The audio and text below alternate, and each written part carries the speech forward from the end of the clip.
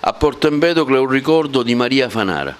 Maria Fanara è stata una grande educatrice in quanto docente di lettere presso il liceo classico Empedocle di Agrigento e come docente seppe formare una schiera di giovani non solo nell'ambito prettamente scolastico ma anche con iniziative che riuscivano a raccogliere i giovani affinché non cadessero nella preda della droga o di altri gravi vizi. A proposito ricordiamo il movimento MAS, un movimento a favore degli studenti.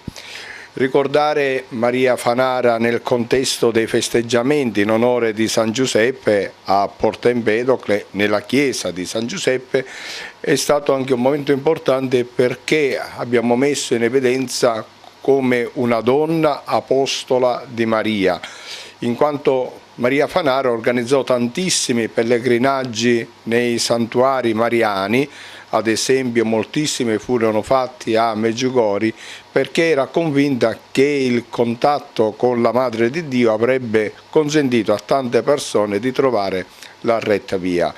Ricordare Maria Fanara è stato anche mettere in evidenza tutto quello che lei fece per le aree degradate, per le zone difficili, ad esempio quanto si prodigò per la zona di Villaseta, nella parrocchia di Villaseta, creando anche un centro per il controllo, diciamo, medico per le persone che avevano bisogno.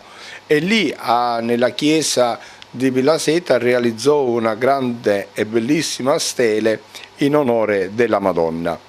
Un'apostola della Madonna, una donna preparata come madre di famiglia, ma anche una donna che si spese molto nel mondo della gioventù. Ed era giusto che noi ricordassimo questa grande figura in un periodo in cui noi viviamo una forte crisi morale.